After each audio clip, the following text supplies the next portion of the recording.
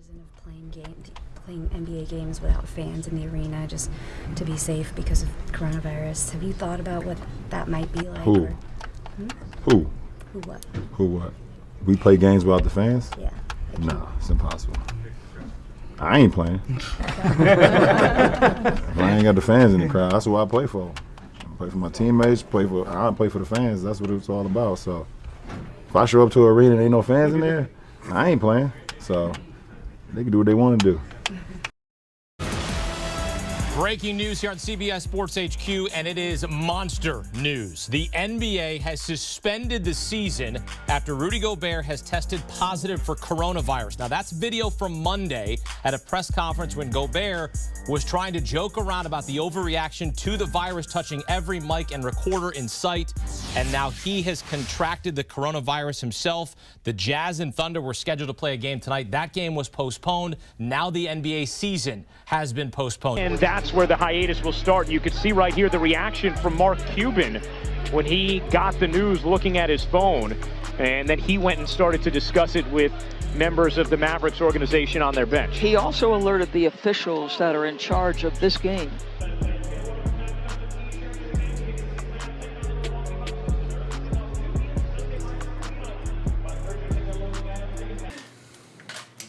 How concerned are you about this whole situation? Well, obviously very concerned, but it's not necessarily about basketball. Obviously, this is much bigger than basketball. I'm concerned about, will my kids have school or not?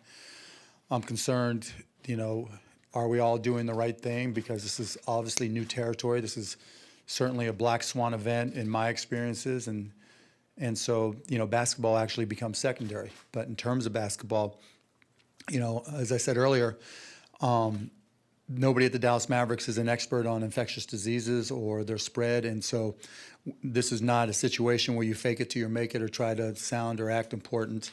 The NBA has hired people with expertise in those areas, and they're working with people from the government and other other people with expertise, and so we have to defer to them, and that's exactly what we'll do. And if the NBA, effectively if one player, two players, whatever it is, already have it, we'll have to act accordingly, and I think the NBA made the right decision.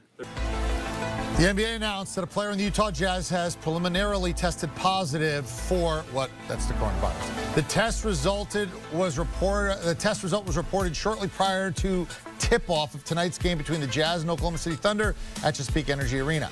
At that time, tonight's game was canceled. The affected player was not in the arena. The NBA is suspending gameplay following the conclusion of tonight's schedule of games until further notice. The NBA will use this hiatus to determine next steps for moving forward in regard to the coronavirus pandemic. I think people need to realize how serious this is in the eyes of these sports leagues. The season may be in jeopardy. Just think about that for a second. I mean, that's the perspective that we have to put this in, where the owners get on the phone with the commissioner today. Of course they don't want to do that. Of course that's a last resort. Of course they want to continue to make their money, et cetera, et cetera. But if you have to go to the extreme of making sure that the players are not playing in front of any fans, what is the next step?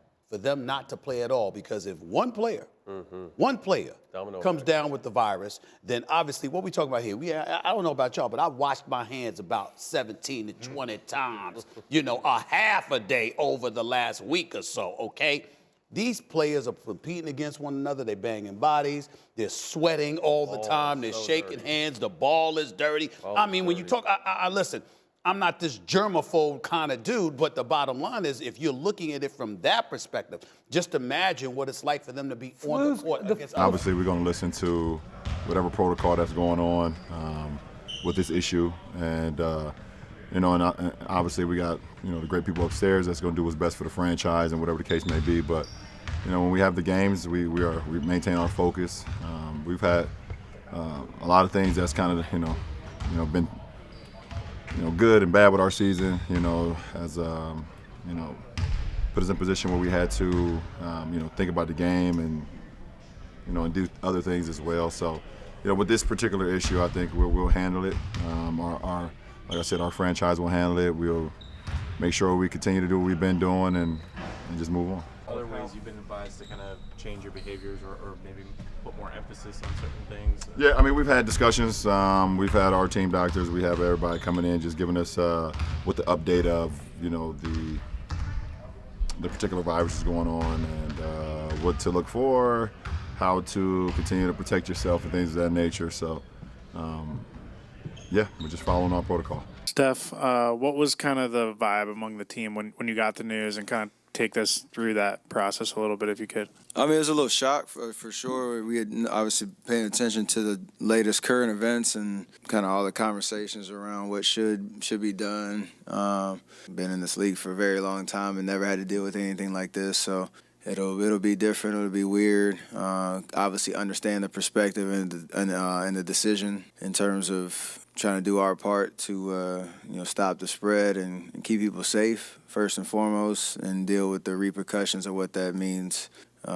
And Rachel, the basketball theme that went throughout your hour, it's at least 2 weeks ago, maybe more, that an official at one of the really big basketball powers in the university system in this country said to me that he was very worried about what this meant, not just for college basketball games with 20, 25,000 people watching them, but what happens if one student in there is then tested and found to be ill. What do you do about the 25,000 people who are in that arena? Clearly, the NBA has been thinking about it in this announcement tonight that they are suspending, and it's suspending. It's not necessarily ending. Perhaps they're suspending for 30 days. Perhaps the NBA season will finish in August this year. We don't know.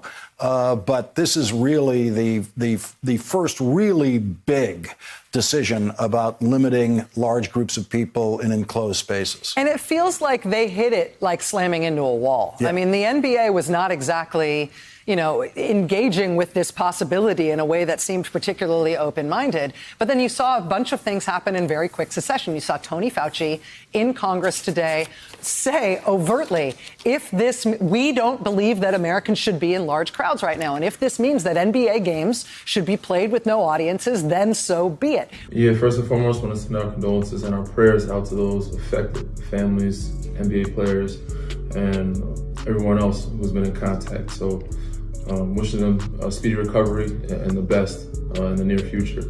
But these are necessary precautions they have to take. Obviously, it sucks, it's unfortunate. We want to continue to play basketball. The fans want to continue to watch basketball, and we want to continue to entertain you guys as best we can.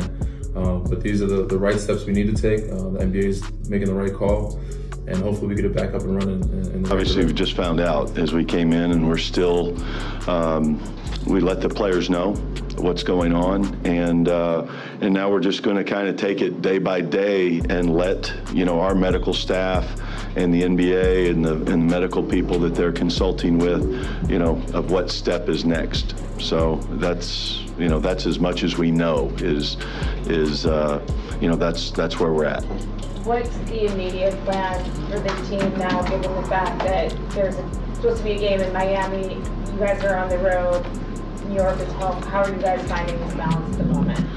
Well, we're working it out. Our travel plans are not clear as of right now, but at some point we will be going back to New York in the near future, to come next day to whatever it's going to be. I can't even say right now. I mean, obviously, we literally just found out the news. I found out as I was walking to the locker room. Our locker room is still stunned. And we just, this is a very serious time right now. I think the league moved appropriately and prudently, and we'll all just have to monitor this situation and see where it goes from here. But I think this indicates, where everything is right now, and what we talked about yesterday, the day before the game. That just it remains the same, but now it's heightened even more. Our level of vigilance and we just have to sit back and observe and monitor the situation. But it's I think the league acted, like I said, appropriately to this.